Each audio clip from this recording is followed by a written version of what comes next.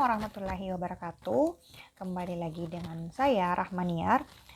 Dalam video kali ini kita akan membahas tentang modul uji non-parametrik, di mana pastinya berkaitan dengan penggunaan aplikasi SPSS. Nah, lagi di sini untuk uji non-parametrik di sini ada beberapa keuntungannya, yaitu yang pertama, data yang dikelola ini tidak harus berdistribusi normal sehingga penggunaannya ini bisa lebih luas. Kemudian dapat digunakan untuk level binomial dan ordinal. Kemudian yang terakhir, lebih sederhana dan lebih mudah dimengerti.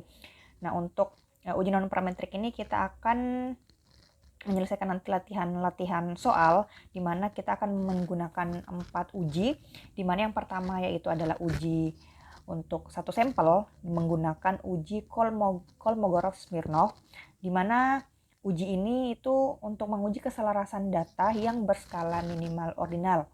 Kemudian yang kedua ini kita menggunakan uji data dua sampel berhubungan atau dependent.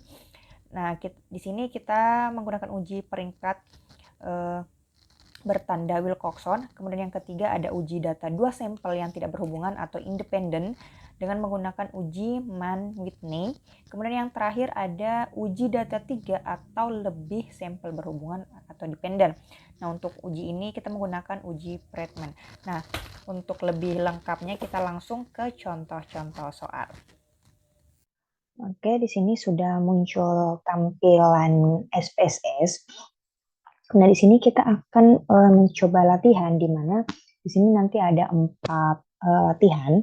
Namun di sini yang pertama kita untuk yang pertama itu uji untuk satu sampel. Nah, di sini sudah ada contoh soal dan nanti cara pengerjaannya seperti apa. Kita langsung praktekkan saja. Nah, yang pertama di sini uji untuk sampel terbagi menjadi beberapa cara. Salah satunya yaitu dengan uji Kolmogorov-Smirnov.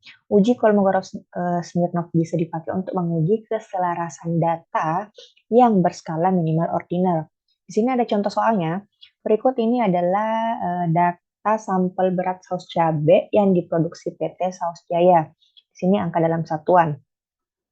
Untuk pertanyaannya, di sini perusahaan ingin mengetahui apakah data di atas berasal dari populasi atau seluruh produk saus cabai yang berdistribusi normal. Nah, untuk langkah-langkahnya di sini sudah ada. Jadi di sini kita langsung mengikuti saja.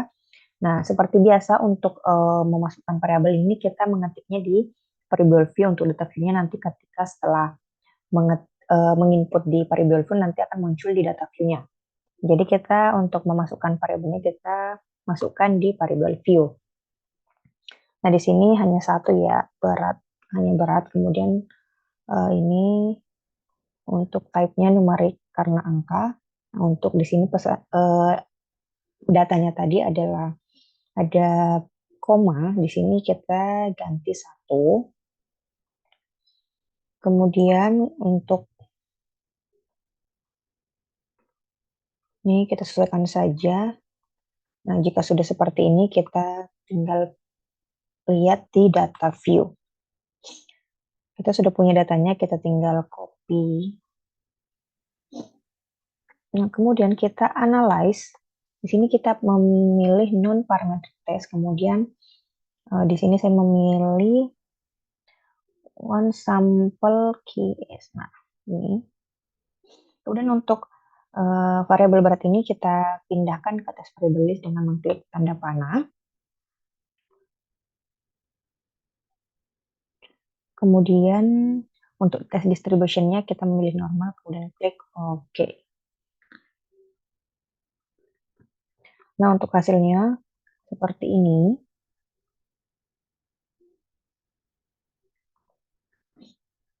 Jadi untuk analisisnya ini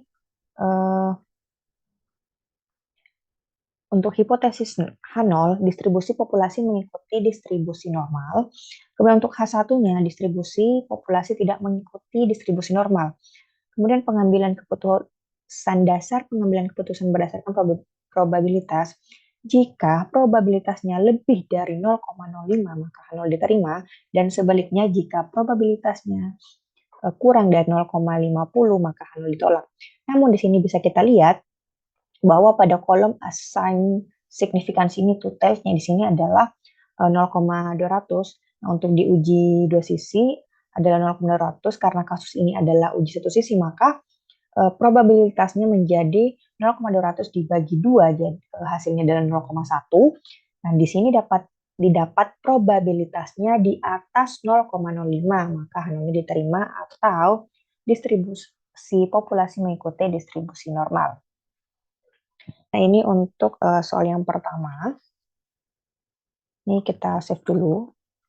Ini untuk yang soal yang kedua adalah uji data dua sampel berhubungan atau dependen. Di sini sudah ada contoh soal. Sebuah perusahaan sedang mengembangkan suplemen penambahan berat badan. Perusahaan ingin mengetahui khasiat suplemen tersebut sebelum dipasarkan secara komersial. Untuk itu, perusahaan mencoba obat tersebut secara kontinu terhadap 10 orang siswa sekolah dasar yang sudah diukur terlebih dahulu berat badannya. Selang 3 bulan, kemudian siswa-siswa tersebut diukur berat badannya lagi untuk mengetahui apakah ada peningkatan berat badannya yang nyata. Nah, di sini sudah ada hasil pengukurannya sebelum dan sesudah menggunakan suplemen tersebut. Nah, di sini kita langsung saja memasukkan variabelnya.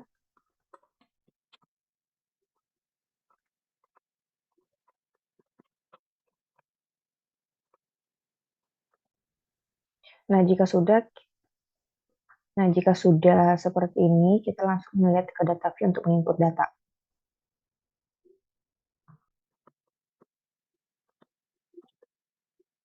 Kemudian, setelah sudah menginput data, kita analyze dengan memilih non-parametric test, kemudian memilih yang to relate sample.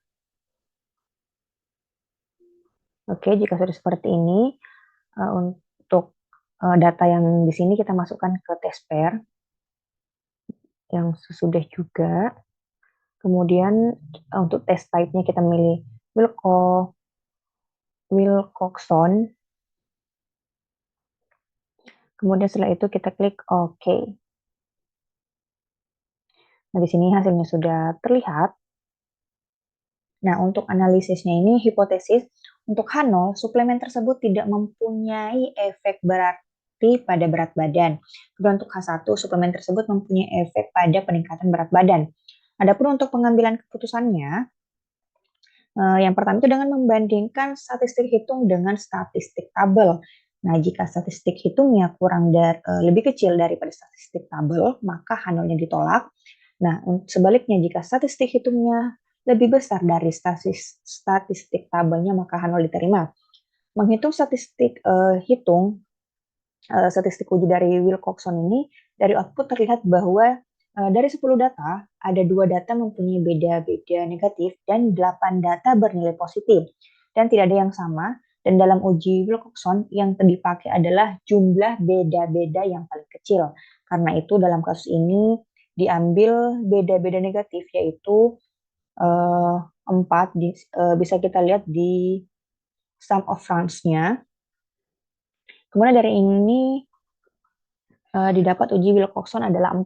Kemudian untuk statistik tabelnya, di sini dengan melihat tabel Wilcoxon, dilihat dari tabel statistik, untuk jumlah datanya itu adalah 10, ada 10. Kemudian untuk uji satu sisi dan tingkat signifikannya atau alfanya itu 5%, maka didapat statistik Wilcoxon.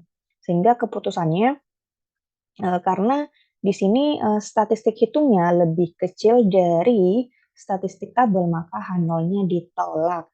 Dasar pengambilan keputusannya berdasarkan probabilitas. Jika probabilitasnya lebih besar dari 0,05, maka H0 diterima, dan sebaliknya jika probabilitasnya 0,05, maka H0 ditolak.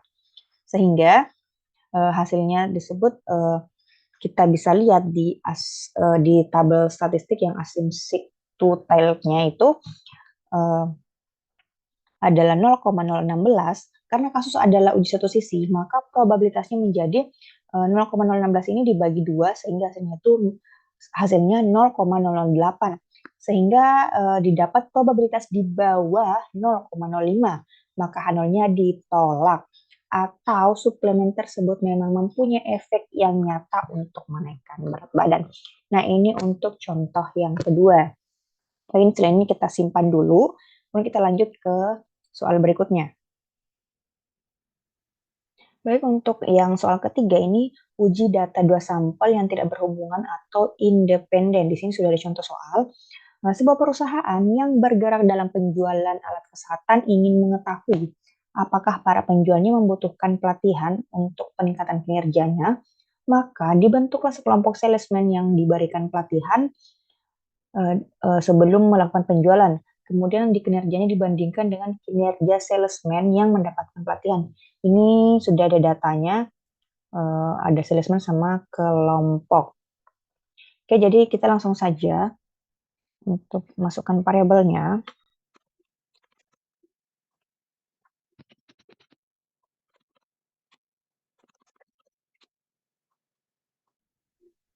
Nah, jika sudah, kita langsung ke data view untuk memasukkan data-data yang sudah ada.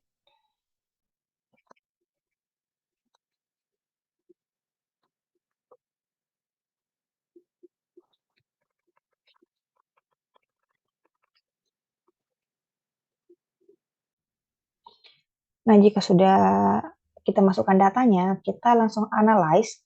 Ini kita memilih analyze, kemudian mencari non-parametric test. Kemudian di sini masuk legacy dialog, kemudian memilih two independent sample. Nah, kemudian di sini untuk salesman kita masukkan ke tes variable test dengan mengklik tanda panah yang di sini. Kemudian untuk kelompok kita masukkan ke grouping variables. Nah, jika sudah seperti ini, untuk grup 1 kita masukkan angka 1, untuk grup 2 masukkan 2, kemudian continue. Untuk test type-nya kita memilih main Whitney U.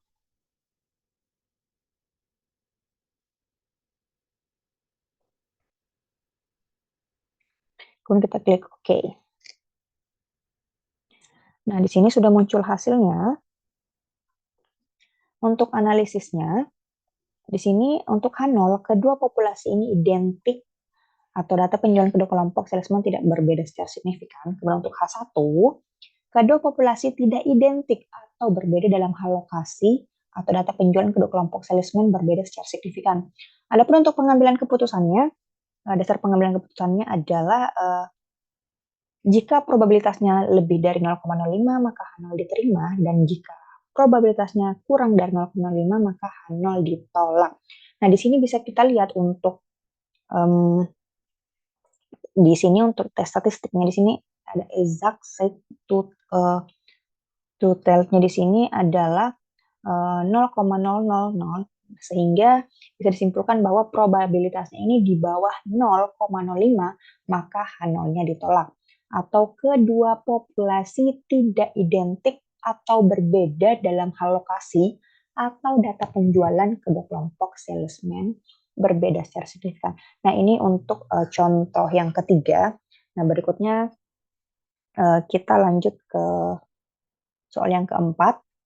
Uji data 3 atau lebih sampel berhubungan atau dependen. Nah, kita gunakan adalah uji Bradman. Sini ada contoh soalnya. Sebuah perusahaan biskuit ingin meluncurkan 4 rasa baru dalam produk biskuitnya. Keempat rasanya tersebut terdiri dari rasa coklat, rasa stroberi, rasa keju, dan rasa kelapa. Perusahaan ingin mengetahui bagaimana tanggapan konsumen terhadap keempat rasa tersebut.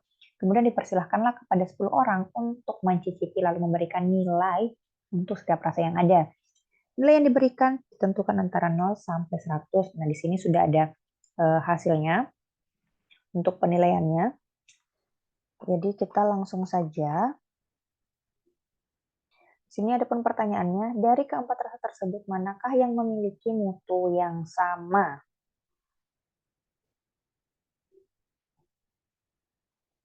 Baik, langsung saja kita di sini sudah ada aplikasinya, kita tinggal masukkan. Tadi ada coklat,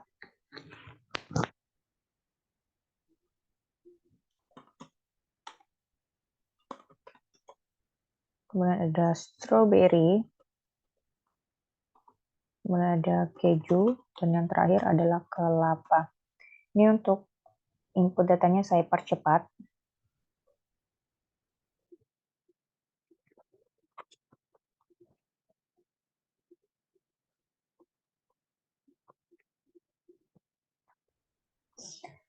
Nah, jika selesai, kita langsung ke data view untuk memasukkan penilaiannya.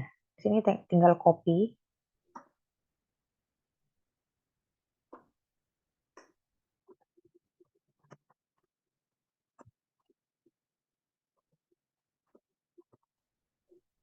Nah, jika sudah seperti ini, kita analyze, memilih non-parametric test, kemudian memilih yang correlate sample. Nah, jika sudah seperti ini, untuk variabel ini kita pindahkan semuanya ke test variabel dengan memilih, kemudian klik tanda panah. Nah, untuk test type-nya adalah uji Friedman, maka kita memilih uji Friedman-nya, kemudian klik OK. Nah, untuk output-nya seperti ini. Nah, untuk analisisnya, hipotesis untuk H0-nya ini populasi-populasi dalam suatu blok identik. Atau keempat, rasa diskut tersebut mempunyai mutu yang sama atau penilaian yang sama. Adapun untuk H1-nya, sekurang-kurangnya salah satu perlakuan cenderung menghasilkan output yang lebih besar dibandingkan dengan sekurang-kurangnya salah satu perlakuan lain. Untuk pengambilan keputusannya ini berdasarkan probabilitas, seperti soal sebelumnya, jika probabilitasnya lebih dari 0,05 maka H0 diterima, dan sebaliknya jika kurang dari 0,05 maka H0 ditolak.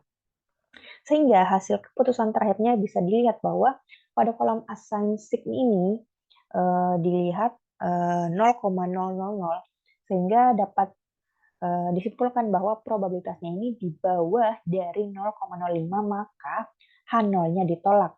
Atau sekurang-kurangnya salah satu perlakuan cenderung menghasilkan output yang lebih besar dibandingkan dengan sekurang-kurangnya salah satu perlakuan lain.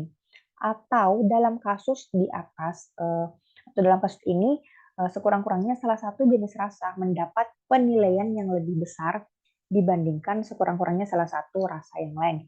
Nah, itu teman-teman untuk soal ini. Jadi kita sudah membahas ada 4 contoh soal-soal tentang non-parametrik. Nah, itu mungkin hanya itu yang bisa saya sampaikan. Mohon maaf apabila ada banyak kekurangan atau kesalahan dalam penyampaian. Wassalamualaikum warahmatullahi wabarakatuh.